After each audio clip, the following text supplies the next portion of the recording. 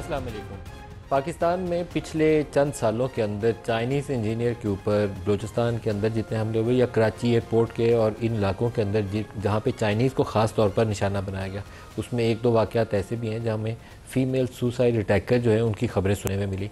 इन सारे वाक़यात के पीछे कहीं ना कहीं घूम फिर के पहले BLA का नाम आता था और फिर इन खुद को हमला वाले जितने अटैक थे इन सारों के अंदर मजीद ब्रिगेड का नाम आने लग गया।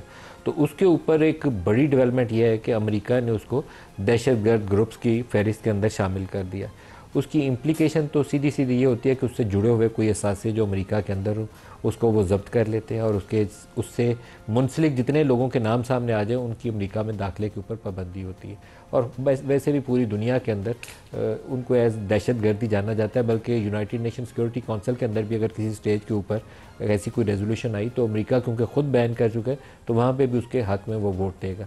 पाकिस्तान के लिए ये एक बड़ी सफारती कामयाबी है, इसलिए कि पिछले 15-20 सालों में जितनी क्योस और अफरा तफरी और एक अनारकी हमें बलूचिस्तान के अंदर नज़र आई है उसके अंदर बराह रास्त इंडिया के मुलव्वस होने के हवाले से कोई शक व शुबे की गुंजाइश बाकी नहीं है। बराह रास्त मुलव्वस है प्लानिंग के अंदर, उसकी एग्जीक्यूशन के अंदर, फंडिंग के अंदर, अफ़गानिस्तान के अंदर या ईरानियन बॉर्डर के इनसाइड जो ये इंसर्जेंट्स बैठे हुए हैं उनको हथियारों की सप्लाई हो, पैसा देना हो, मनसूबा साजी पूरी करके बतानी हो कि कहाँ पर बस आ रही है, यहाँ से ये जाएगा, पीछे से हिट करेगा, वो पूरा का पूरा मनसूबा बना के देते हैं। जाफ़र एक्सप्रेस का वाक़या ताज़ा तरीन उसकी निशानी है। पूरी दुनिया में वो ख़बर जो थी हर दुनिया के अखबार ने और हर दुनिया के चैनल ने चलाई, लेकिन जो पीछे उसके असल मास्टरमाइंड है वो इंडिया बैठा हुआ है।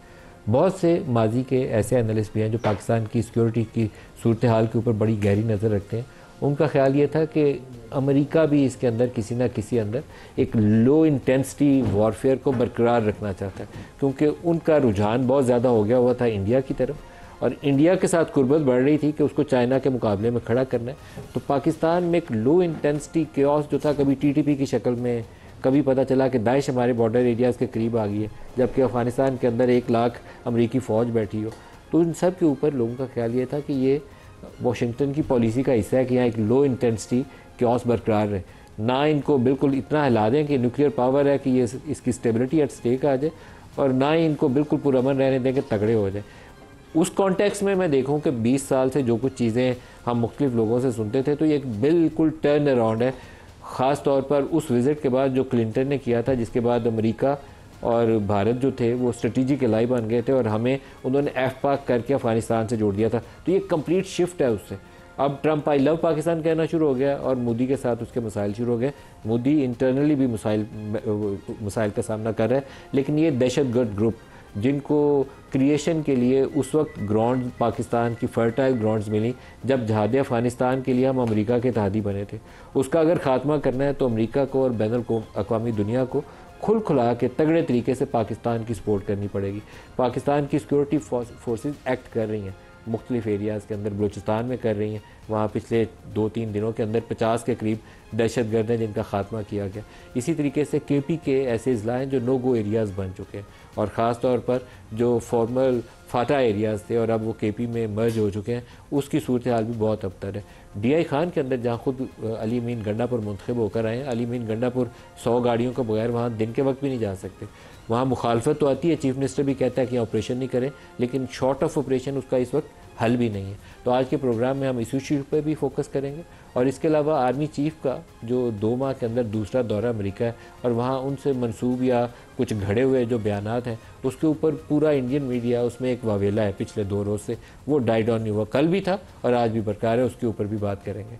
स्टूडियोज़ में हमारे साथ में शहरियार अफरीदी साहब, रहनुमा पाकिस्तान तहरीक इंसाफ से, डॉक्टर तारिक फजल चौधरी साहब वफाकी वज़ीर पार्लिमानी अमूर हैं, दोनों को खुश आमदीद कहते हैं। इसके अलावा एयर कमोडोर खालिद चिश्ती साहब हमारे साथ हैं, मारूफ डिफेंस एनालिस्ट। खालिद साहब आपको भी खुश आमदीद कहता हूँ। डॉक्टर साहब, ये जो मजीद ब्रिगेड को दहशतगर्द ग्रुप करार दिया जाना है, सफारती महाज के ऊपर आप इसको कितना बड़ी कामयाबी देखते हैं? क्योंकि कुछ अर्सा पहले तक टेरर फाइनेंस के हवाले से उन्होंने 100 कुछ शराइत हमारे ऊपर आयद की हुई थी, तो अब मैं वो देखता हूँ पिछले 7, 8, 9, 10 साल का सफ़र, तो अब मुझे लगता है कि ये तो बड़ी तब्दीली है। बहुत शुक्रिया मलिक साहब। देखिए, इसमें तो कोई शक नहीं है कि अल्लाह ताला के फजल से 10 मई 2025 के बाद जो पाकिस्तान की एक इंटरनेशनल लेवल के ऊपर एक एडमिशन हो रही है और सिफारती एक के बाद एक आपको फ़तह अल्लाह ताला की ज़ात जो है वो दे रहे हैं, इंडिया के ऊपर न सिर्फ जंग में एक वाज़ेह बरतरी बल्कि पूरी दुनिया में हर फोरम के ऊपर जहाँ इंडिया ने बहुत बेहतर तरीके से चीज़ों को मैनेज किया, काउंटर किया, अपने झूठे बयानिए को फैलाया और उसका झूठा बयानिया तस्लीम किया गया और हमारी सच्ची बात को भी दुनिया ने नहीं सुना। मसला कश्मीर के हवाले से वो एक इंटरनेशनल इशू से इंडिया ने कोशिश की कि मैं उसे एक रीजनल इशू बना लूँ और दोबारा फिर वो इंटरनेशनल इशू बना।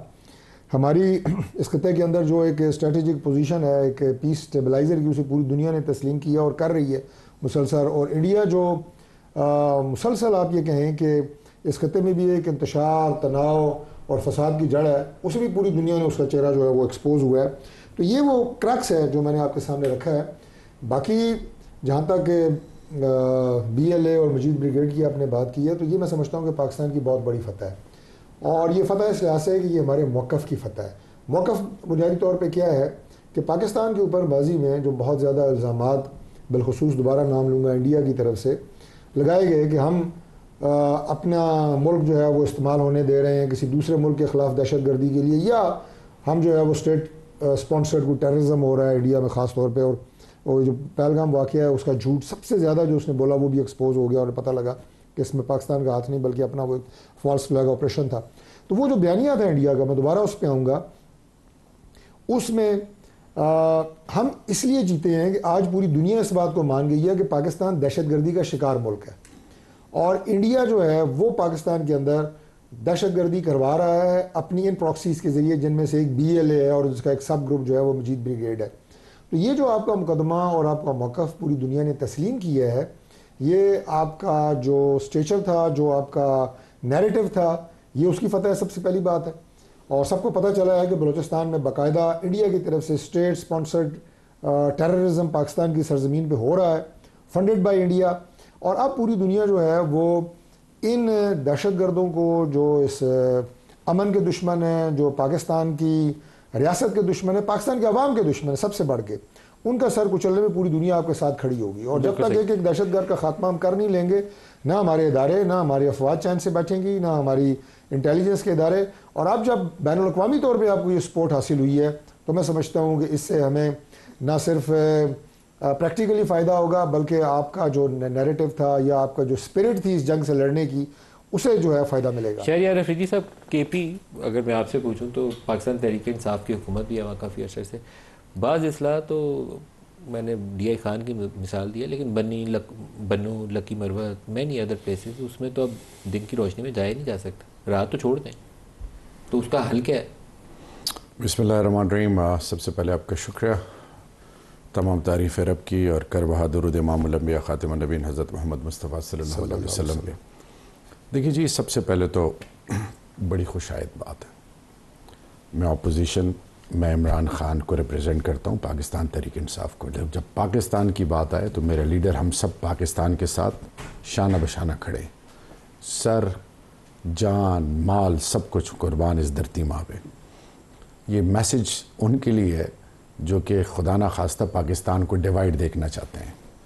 तो नंबर वन, ये बहुत क्लियर मैसेज है। खुशाइंद आप कहते हैं BLA और मजीद ब्रिगेड को दहशतगर्द करार देना। जी, मेरे मुल्क के मदरसों को, मसाजिद को, इमाम बारगाहों को, खानकाहों को, स्कूलों को, बाज़ारों को, बुज़ुर्गों को, माँओं को, बच्चों को, पाकिस्तान की बुनियाद को टारगेट किया गया। ये उनकी जीत है अल्हम्दुलिल्लाह। मेरे जवानों की कुर्बानी है, IDPs की कुर्बानी है, पाकिस्तान के निहत्ते मासूम कौम की लाजवाल कुर्बानी है जो वॉर ऑन टेरर में उन्होंने दी। और सबसे बड़ी जीत ये कि हमारे मौक़िफ़ की जीत है कि दुश्मन ने जो झूठा बयानिया बनाया था हिंदुस्तान ने, एक ऐसे जिसको पूरी दुनिया, एक तो सबसे बड़ी जमहूरियत है, नाम नहाद जमहूरियत, दूसरी बड़ी मार्केट है, उसने दुनिया को अपने शिकंजे में लिया हुआ था। Rising, shining, incredible India. आज रब की ये ख़ास करम नवाजी है कि वो बुरी तरह एक्सपोज हो गया। मोदी भी एक्सपोज हो गया, RSS का मंत्र भी एक्सपोज हो गया, उनकी आइडियोलॉजी भी एक्सपोज हो गई। अब जब 909 किलोमीटर का बॉर्डर पाकिस्तान और ईरान, बरादर इस्लामी ममालिक, 2611 किलोमीटर का border, Durand line Afghanistan Pakistan, इसमें पाकिस्तान के अंदर जो हिंदुस्तान ने स्पॉन्सर किया, फाइनेंशियली उसको फंड किया, हर एक हरबे तक गए, असला भी दिया, मेरे निहत्ते मासूम लोगों को, बलोच को, पश्तून को, पंजाबी को, सिंधी को, हर पंजाबी को, पूरी पाकिस्तानी कौम को उन्होंने इस्तिराब में डाला। आज रब की खास करम नवाजी है और मैं इस चीज़ पे एक स्टेप आगे जाऊंगा। खुदा के लिए इनको अभी बड़ा जरगा बना के फॉरेन मिनिस्टर के साथ अफगानिस्तान भेजे, उनको एंगेज करे कि अफगानिस्तान के अंदर से जो ये ड्यूरेंट लाइन को क्रॉस करके पाकिस्तान में और फिर कबायली इलाके, आपने कहा कि जी मर्ज डिस्ट्रिक्ट्स में, मैं सवाल पूछना चाहता हूँ। हमने फेंसिंग की थी, हमने नेशनल एक्शन प्लान पे एग्जाम्पलरी इनिशिएटिव्स लिए थे, उसको एडवाइजरी बोर्ड्स बनाए थे कि उसको प्रोफेशनली, हम फैटफ में जो अपना मुकदमा अल्हम्दुलिल्लाह जीते थे एज अ रियासत, एज पाकिस्तान, उसका अल्टीमेट ऑब्जेक्टिव ये था कि हम एक खुद मुख्तार रियासत हैं, हम अपने फैसले खुद लेंगे और हम अपनी ज़मीन किसी को इस्तेमाल करने नहीं देंगे और ना किसी को हमारी ज़मीन इस्तेमाल करने का हक है। जहाँ तक बात है मर्ज डिस्ट्रिक्ट्स का, तो एक चीज़ मैं आपको बताऊं, खान साहब, इमरान खान का क्या मौक़िफ़ है कि आप कोई भी एक्शन लेते हैं, इनिशिएट करते हैं पॉलिसी, आपने ऑपरेशन करना है, आप अवाम को एतमाद मिले, उनके थ्रू मिसक्रिएंट्स को टारगेट करें। जब आप उनको एतमाद मिलेंगे, उनकी जब ओनरशिप होगी, उनको पता है कि कौन मिसक्रिएंट है, कौन ये जो गुड और बैड के नाम पे जो मेरे मुल्क के अंदर इंतशार फैला रहे हैं, इसको बुनियाद से खत्म करना चाहिए। तो मैं सिर्फ एक चीज, आपकी केपी हुकूमत ऑपरेशंस की मुखालफत करती है, ऑपरेशन की मुखालफत इसलिए पब्लिकली देखें, वैसे आईडीपीज की अक्सरियत जो है उनसे प्राइवेटली पूछें तो वो कहते हैं होना चाहिए। आईडीपीज जो निकले, रीसेटलमेंट होनी थी, पीछे सब कुछ खत्म, 4 लाख रुपए देंगे, 3% फ्रॉम डिविजिबल पूल। किसने बनाई थी ये कमेटी? ये सारा कुछ जब हुआ, आज के फाटा मर्जर के बाद उनकी बुनियादी हकूक सलब किए गए। मुझे बताएं, चाइना में, वेस्टर्न चाइना में जब उरुमची में अपराइजिंग थी और ये परसेप्शन थी कि वहां जो है चीन के अमन को खतरा है, उन्होंने ईस्ट वेस्ट, नॉर्थ से हर तरफ, नॉर्थ ईस्ट और वेस्ट से पैसा निकाल के उरुमची पे लगाया, एट पार लेके आए। वहां की डिस्पैरिटीज खत्म करनी चाहिए। लेकिन कबाइल क्या कहते हैं? कबाइल कहते हैं आपने जो एक्शन लेना है, जो कुछ करना है, मुझे एतमाद में लो। वो ऑपरेशन को, वो उन मिसक्रिएंट्स को टारगेट करना चाहते हैं। लेकिन ये जब कोई जवान शहीद होता है, मिसाल के तौर पे एक इलाके में मिसक्रिएंट्स घुस आए हैं, ठीक है जी, कहा जाता है पूरा इलाका खाली करो। वो पूरा इलाका खाली करके सब कुछ बुलडोज करके वो लोग किधर जाएं? उनको एक्सेप्टेबिलिटी नहीं है। वो जब दोबारा वापस सेटल होना चाहते हैं, ना उनके पास रिसोर्सेज हैं, वो इस वक्त अपनी जिंदगी की, अच्छा फिर दूसरी चीज, मैं आज मुझ में ये मॉरल करेज है, ये मैं कहूंगा, एक तरफ ये पहाड़ों में जो बैठे हैं मिसक्रिएंट्स, ये जब आते हैं उतरते हैं, ये मारते हैं अगर आप इनको खाना पीना ना दें। जब अगर आपने डर के मारे, घर में औरतें हैं, बुजुर्ग है, आपने कुछ खाने, और वो जबरदस्ती भी ले लेते हैं, फिर हमारे लोग जाके कहते हैं आपने इनको खाना खिलाया, तो वो तो दूसरी दोनों तरफ से रगड़े जा रहे हैं। आज वफाक को, मोहसिन नकवी हो, शहबाज शरीफ हो, मैं सबको यह कहना चाहता हूं कि खुदा के लिए इस वक्त फॉर्म 47 और 445 की बात नहीं है, बात पाकिस्तान की है। आपकी प्रेजेंस ऑन ग्राउंड क्यों नहीं है? पाराचनार में आपकी प्रेजेंस ऑन ग्राउंड क्यों नहीं है? आप अली अमीन गंडापुर के साथ कंधे से कंधा मिलाएं और एड्रेस करें। अभी जब जरगा था उसमें फेडरल गवर्नमेंट के रैप्स क्यों नहीं थे? मैंने अली अमीन गंडापुर से यह कहा कि आप इनिशिएटिव ले रहे हो, कबाइल को तो आप एतमाद दे रहे हो, फेडरल गवर्नमेंट अगर कल को ओन ना करे फिर, तो आपने जो भी पाकिस्तान के अंदर इनिशिएटिव लेना है, मेरे लीडर की और हमारी पार्टी की यह प्ली है कि लोकल्स के साथ मिलकर कंसेंसस से, मुशावरत से, जो सुन्नत अंबिया कराम है, जब उससे आप जाएंगे तो आप अल्टीमेट ऑब्जेक्टिव अचीव कर सकेंगे। खालिद चिश्ती साहब, ये जो पाकिस्तान के लिए टीटीपी और ये जो बलूचिस्तान के अंदर BLA हो या मजीद ब्रिगेड हो, ये बड़ा दर्द-ए-सर बने हुए हैं फॉर लास्ट मैनी ईयर्स। लेकिन अभी अमेरिका से, वाशिंगटन से ये जो डेवलपमेंट है, ये शायद यूरोपियन यूनियन से भी हमें इस इशू पे सपोर्ट मिल जाए, तो हमें डिसाइसिवली एक्ट करने के लिए अपना हाउस इन ऑर्डर भी करना पड़ेगा और प्लान भी करना पड़ेगा फॉर एग्जीक्यूशन, कि इसको एरियाज़ को क्लियर कर लें। रोज़ रोज़ कभी हम साफ करते हैं, फिर कभी दरवाज़ा खोल देते हैं। एक दफ़ा मुस्तकिल पॉलिसी अपना लें कि हमने करना क्या है पाकिस्तान के साथ। थैंक यू मलिक साहब, मुझे इनवाइट करने का। ये आपने बिल्कुल ठीक कहा। और जब ये मार्का ख़त्म हुआ था मई का, तो उस वक्त भी आप जैसे एनालिस्ट मुझसे पूछते थे, तो मेरा यही था कि हिंदुस्तान के पास अब क्या ऑप्शन है। हिंदुस्तान के पास ऑप्शन ही यही थी कि वो प्रॉक्सी वॉर में जाए, जो पहले भी वो करते रहे हैं, लेकिन अब ज्यादा उन पे ऑब्लिगेशन हो गई थी कि उन्होंने कोई टेक होम, जिसको कहते हैं मिलिट्री ऑब्जेक्टिव्स, तो कोई पॉलिटिकल ऑब्जेक्टिव्स के साथ मिक्स कर दिया।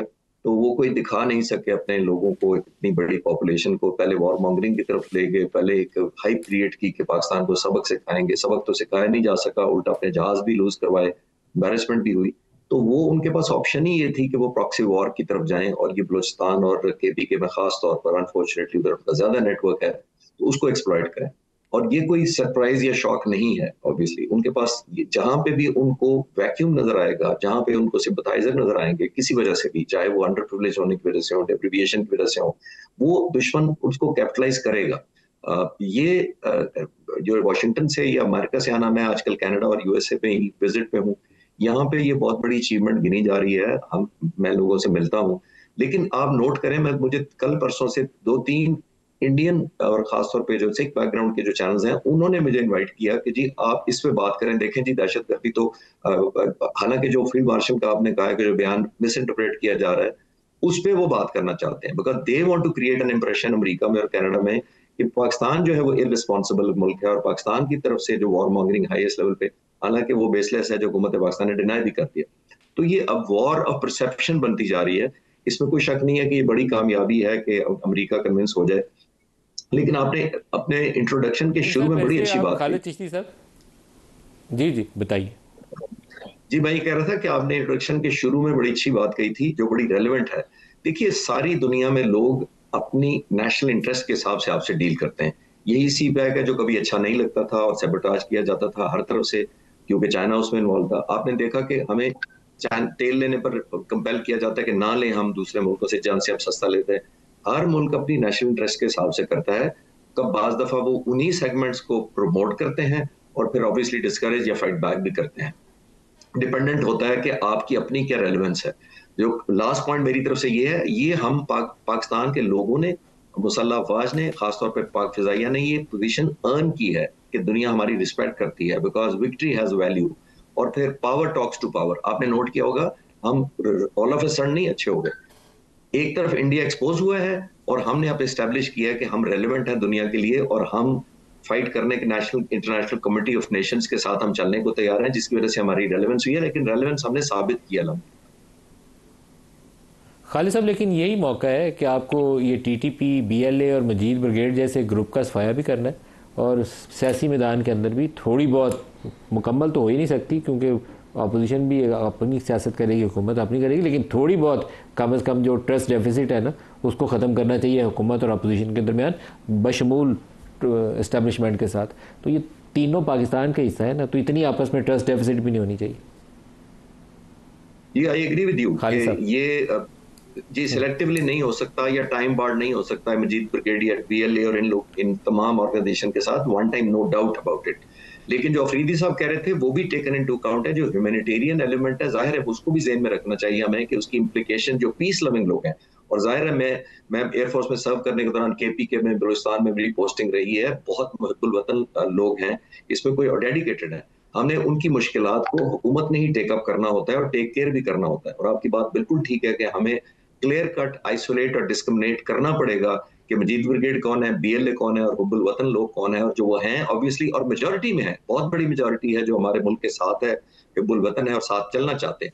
तो हमें वन गो में डेफिनेटली करना पड़ेगा, लेकिन वो भी हमें ज़हन रखना पड़ेगा कि वो पेनिट्रेट कर चुके हैं इस हद तक, चाहे वो एक्सप्लॉयटेशन करके या खौफ पैदा करके लोगों में, या उनकी मजबूरियों का फायदा उठाते हुए, वो हमें क्लियर कट लाइन ड्रॉ करनी पड़ेगी। विश या विल वाइज तो definitely I am with you, लेकिन ग्राउंड रियलिटीज को ज़हन में रख के आगे चलना पड़ेगा। डॉक्टर तारिक साहब, जो नेशनल एक्शन प्लान का भी ये जिक्र कर रहे थे, नेशनल एक्शन प्लान 19-20 नुकात हमने 20 पॉइंट्स है जो एग्री किए थे, और आर्मी पब्लिक स्कूल अटैक के बाद सियासी क़यादत बैठी थी तो वो पॉइंट्स बन गए थे।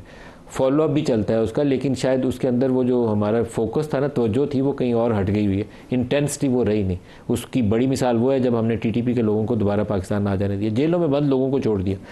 अब दोबारा आपके पास अपॉर्चुनिटी है, लेकिन आपको पॉलिटिकल कंसेंसस चाहिए, लाजमी चाहिए, ताकि एक ब्रॉड बेस्ड पॉलिटिकल ओनरशिप हो इस प्रोसेस।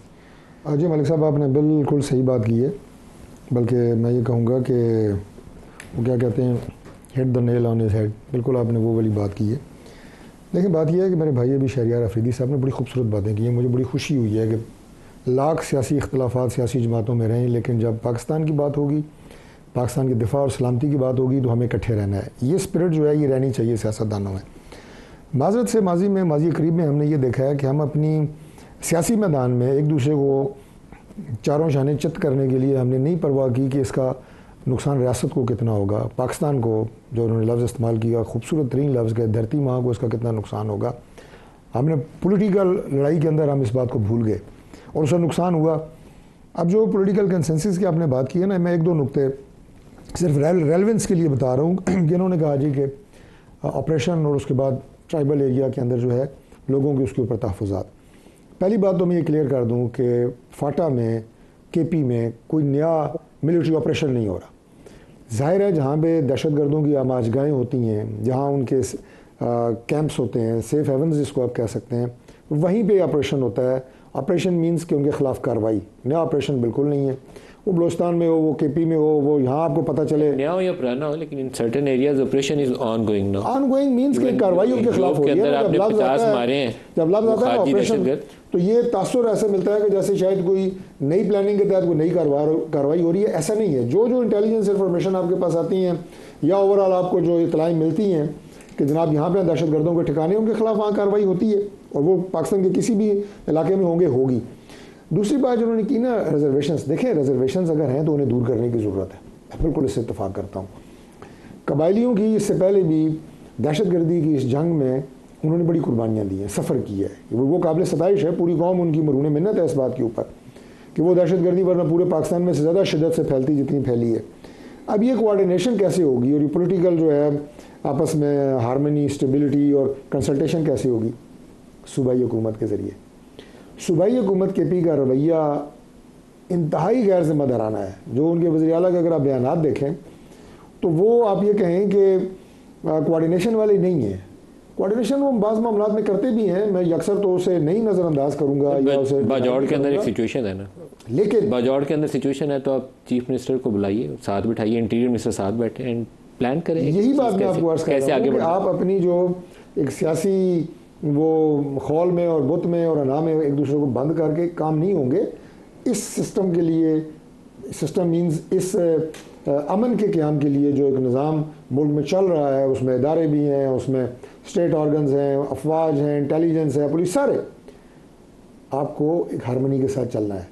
जो कबायली अवाम की कोई रिजर्वेशन हैं, उनकी कोई जायज़ अगर वो हैं ख़दशात हैं, ज़रूर सुने, उन्हें दूर करें, उनकी इज़्ज़त, जान और माल को प्रोटेक्ट करते हुए। देखिए कुछ हद तक माना जा सकता है कि कोलैटरल डैमेज हो सकता है, ओवरऑल उन सबको तहफ़्फ़ुज़ दे के दहशतगर्दों का ख़ात्मा करना। और अभी मैंने सुना है कि बड़ी एक पॉजिटिव ट्राइबल जो लोग हैं कबायली, उनकी तरफ से बज़रिया जिरगा सिस्टम एक सपोर्ट जो है वो हमारी लॉ इन्फोर्सिंग एजेंसीज़ की तरफ आ रही है और वो दहशतगर्दों को खुद भी पुश कर रहे हैं अपने इलाकों से बाहर कि तुम लोगों की वजह से हमारे इलाकों में जो है वो ब्रेक करीब आ गया। ब्रेक वापसी पे शहरियार साहब से भी इसका जवाब लेते हैं, हमारे साथ रहिए।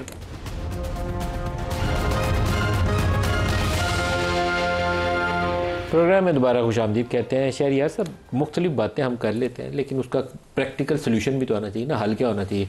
अब आपको केपी में अमन लाना है, बलूचिस्तान को नॉर्मलाइज करना है।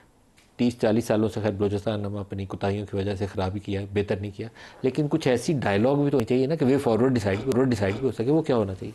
देखिए, नंबर एक, हम एक चीज़ को बड़ा सीरियस लेना है, फ्लो ऑफ इंफॉर्मेशन। आज का जो जवान है, चाहे वो बलूचिस्तान का है, चाहे वो फाटा मर्ज डिस्ट्रिक्ट का है, खैबर पख्तूनख्वा का है, साउथ ऑफ पंजाब का है, इंटीरियर सिंध का है, पाकिस्तान की किसी भी सूबे का, जो गिलगित बल्तिस्तान, आज़ाद कश्मीर, इस्लामाबाद टेरिटरी, हम बात करेंगे तो पूरे पाकिस्तान की, उसको अपने एतमाद में लेना है। जब आप PSDP में रिफ्लेक्शन ना हो, आज भी कौमी असम्बली में साउथ ऑफ पंजाब का KPK 223 अरब में आप सिर्फ 55 करोड़ रिलीज करें, क्या मैसेज आएगा? अगली चीज, 3% फ्रॉम डिविजिबल पूल आपने वादा किया था मर्ज डिस्ट्रिक्ट के लिए, किधर गया वो पैसा? सबसे इंपॉर्टेंट चीज है काउंसिल ऑफ कॉमन इंटरेस्ट, चारों सूबाई वजीर आला बैठते हैं, उनमें चीफ सेक्रेटरीज बैठते हैं, प्राइम मिनिस्टर बैठता है। भाई पाकिस्तान कम्स फर्स्ट, ये ना देखे कौन सा सूबा क्या है। जिधर भी आप उनके बुनियादी हकूक सलब करेंगे, होता क्या है, वफाक कहती है 18th अमेंडमेंट के बाद कि मैंने तो फंड रिलीज कर दिए, सिंध में कुत्ता काटने का वैक्सीन नहीं है, ठीक है जी। वो जब वो पूछते हैं अपने मकामी या KPK कहीं पे भी, वो कहते हैं जी वफाक ने पैसे रिलीज, गाली खुदा ना खास्ता वफाक और इस्लामाबाद को पड़ती है। मैं सिर्फ ये कहना चाहूंगा कि पाकिस्तान सबका है, नंबर 1। नंबर 2, दूसरी चीज, आप इलेक्टेड मेंबर्स, आप कहते हैं पार्लियामान का तकद्दुस हो। अब मेरे दरादम खेल जवाकी मर्ज एरियाज में से FR कोहाट मेरे NA35 में आ गया। उनके डेवलपमेंट के हवाले से क्या कभी मुझे किसी ने पूछा? अमीर मकाम साहब नहीं फैसला कर सकते, अली अमीन गंडापुर फैसला नहीं कर सकता। आपने अमीर मकाम साहब सवात के हद तक, अली अमीन सूबा पूरे सूबे के, लेकिन वो जो कबाइल जो मर्ज डिस्ट्रिक्ट के की स्टेक होल्डर्स हैं, इलेक्टेड रैप्स हैं, वहां के मशरान हैं, वहां के जवान हैं, उनको एंगेज करें। उनके थ्रू आप जनरल जंजुआ की मैं क्यों एग्जांपल देता हूं बलोचिस्तान के हवाले से, कमाल इनिशिएटिव्स थे। उस बंदे ने पहाड़ों में बैठे हुए जो रियासत मुखालिफ बयानी पे चल रहे थे, बंदूक उठाया हुआ था, उन्होंने उनको एंगेज किया।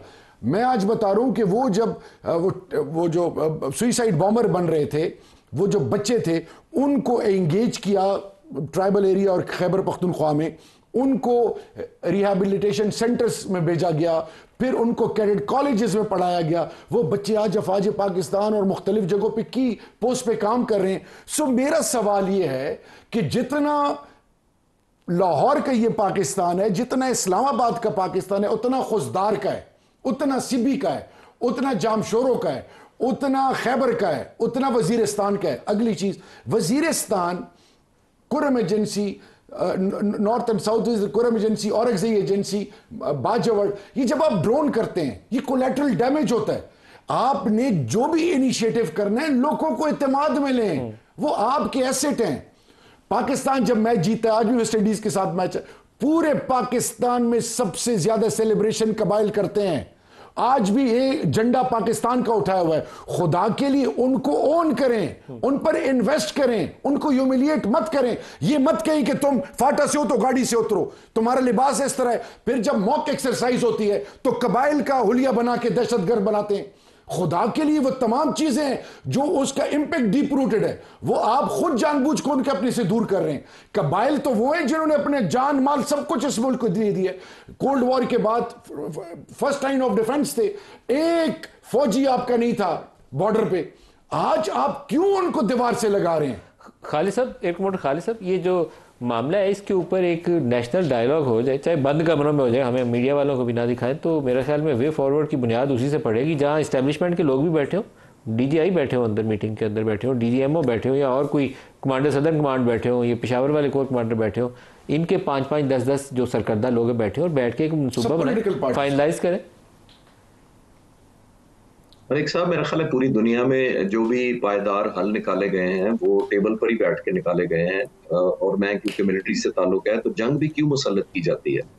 जंग इसलिए मुसल्लत की जाती है जो या डिफेंड किया जाता है और बेहतर परफॉर्म करने की कोशिश की जाती है कि आपकी टेबल पर आपकी बेहतर पोजीशन हो।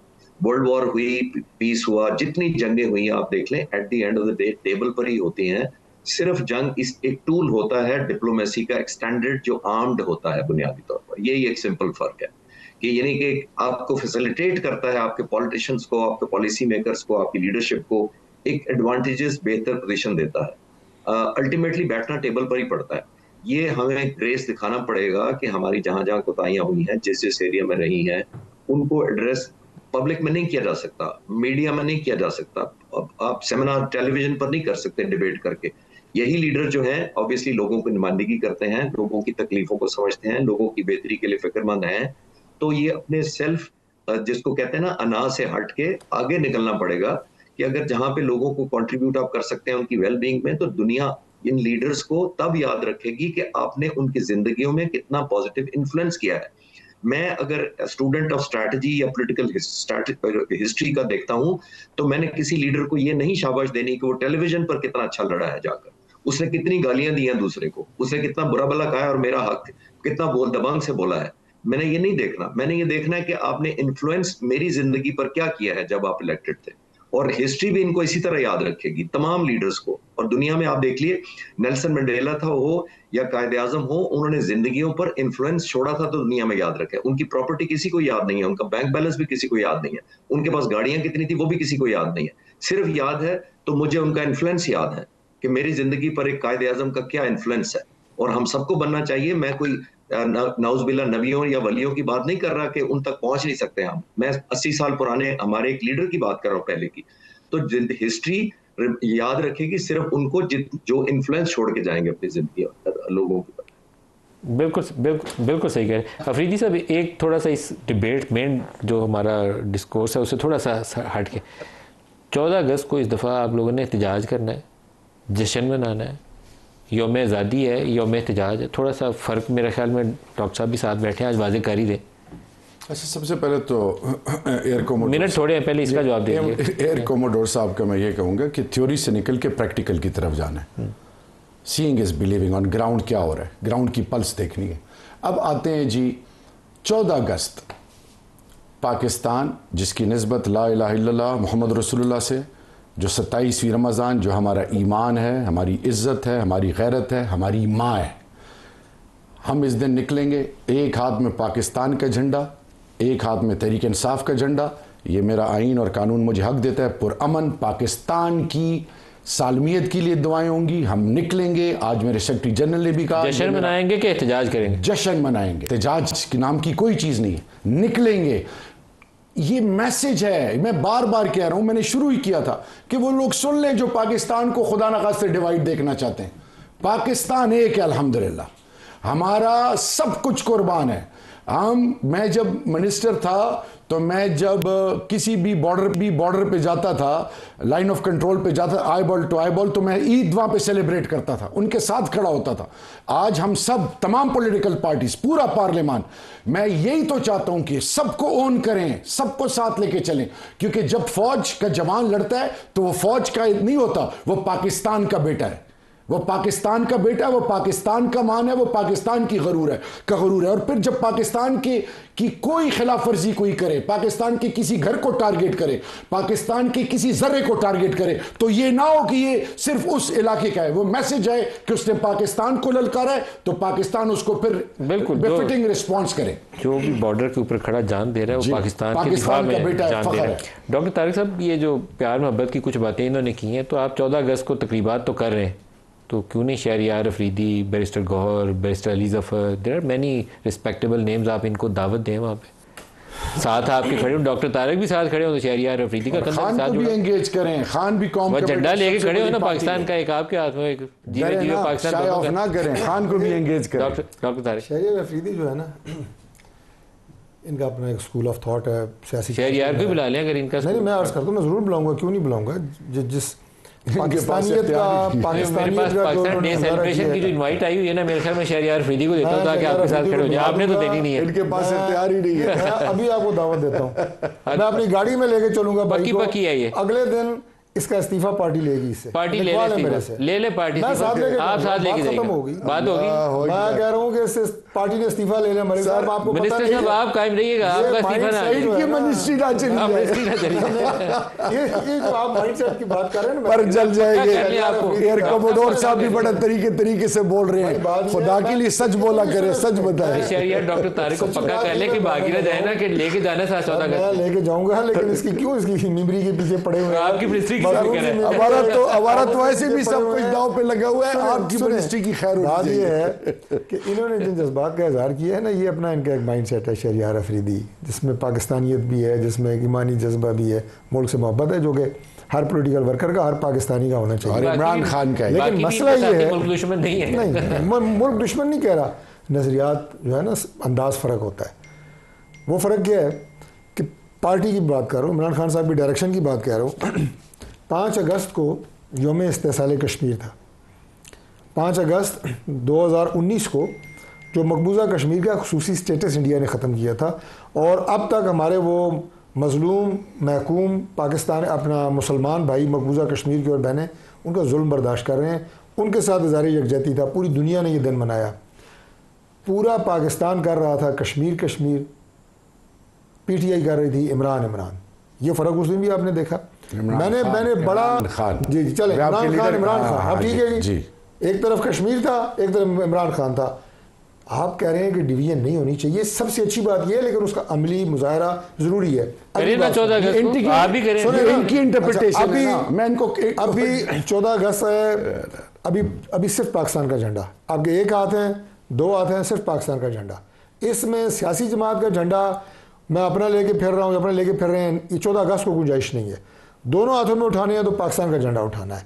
ये अज़म और हौसला मोहब्बत हमें होनी चाहिए। नहीं सुने ना, ये पकड़ेंगे ही पीटीआई का झंडा। मैं कहना पड़ता है कि मैं शहरियार अफरीदी की बात नहीं कर रहा, डायरेक्शंस हैं पार्टी की तरफ से कि आपने से योम एहतजाज, अगर डायरेक्शन होती 8/7 के डेथ सेल से हिंदुस्तान को मोदी को मैसेज ना जाता, इजराइल को मैसेज ना जाता, आप मेरे कान में तो नहीं कहा, मीडिया की नून का भी झंडा उठाएं और पाकिस्तान का भी। मैं 14 अगस्त को सिर्फ पाकिस्तान का झंडा उठाऊंगा, पाकिस्तान और फिर पार्टी का झंडा, मेरे लीडर पाकिस्तान जिंदाबाद का नारा लगाएं जी, टाइम खत्म हो रहा है। पाकिस्तान जिंदाबाद और इमरान खान जिंदाबाद। डॉक्टर तारिक फजल चौधरी साहब, शहरियार अफरीदी, एयर कमोडोर खालिद चिश्ती साहब, सबका शुक्रिया। आज के लिए इतना इजाज़त दीजिए। अल्लाह हाफ़िज़।